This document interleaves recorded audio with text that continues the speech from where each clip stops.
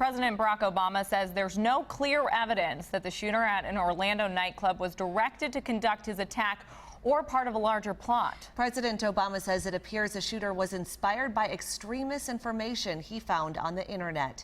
49 people were killed at the Pulse Orlando yesterday. 53 others were wounded before police shot and killed 29-year-old Omar Mateen. 5 people are still in grave condition. Police say Mateen was armed with an assault rifle and a handgun. A third gun was found in his car.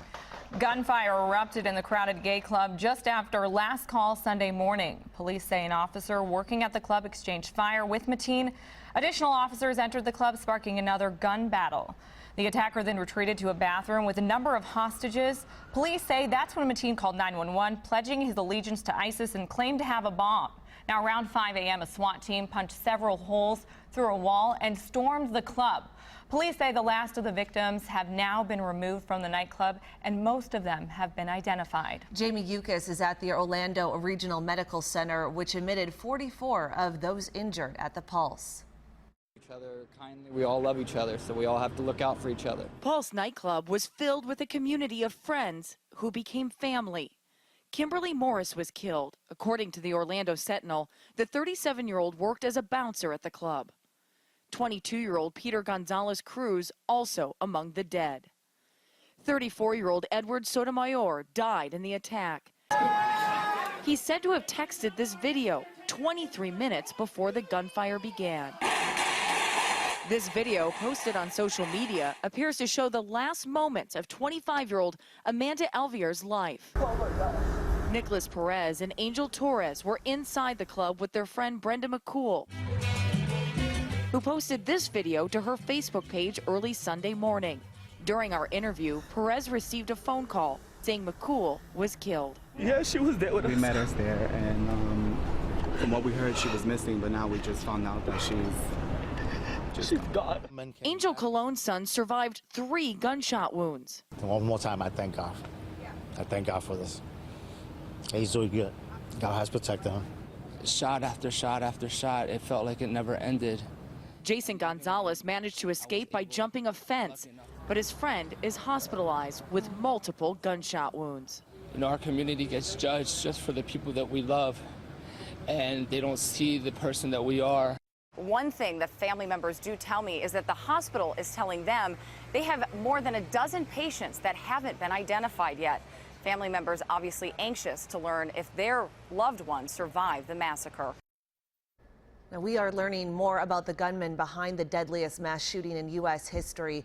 Omar Mateen was killed at the scene after being in contact with the 911 operator 3 times and pledging his allegiance to ISIS on his last call. Jeff Pegas tells us more. Omar Mateen had been contacted by U.S. law enforcement at least twice in recent years. After traveling to Saudi Arabia in 2012 to attend the Hajj, an annual pilgrimage to Mecca, Mateen surfaced on the FBI's radar a year later when in 2013 coworkers said he'd made inflammatory remarks about terrorist ties. The FBI's Ron Hopper is leading the investigation into the Orlando attack. Mateen was interviewed twice. Ultimately, we were unable to verify the substance of his comments, and the investigation was closed. In 2014, he came to the FBI's attention again, this time because of contact he had with Moner Abu Salah, the first known American suicide bomber in Syria. But once again, Mateen was cleared. Despite those FBI inquiries, Mateen was not on any list that prevented him from purchasing a weapon. Satora Yousefi married Mateen in 2009 but left just months later. She said that he was working to become a police officer, but after they married, he became volatile and abusive.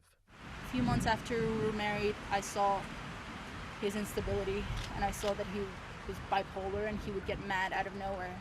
Mateen's father, Sadiq Mateen, has posted long, rambling videos online regarding Afghan politics. He told CBS News he visited with his son the day before the shooting and saw no sign that he was preparing for an attack.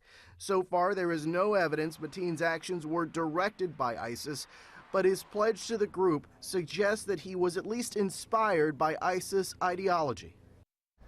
Investigators say it's not clear whether others will face charges, and they are following up on more than 100 leads. CBS News has learned Mateen previously worked as a security guard for a gated retirement community and also for a Florida courthouse. The group Outfront Minnesota and members of the local gay community organized a vigil at Loring Park last night. They called the shootings a senseless act of hate. Governor Mark Dayton was also there, along with several lawmakers.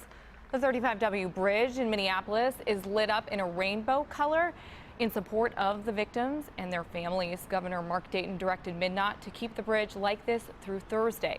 Stay with WCCO for continuing coverage of the massacre in Orlando.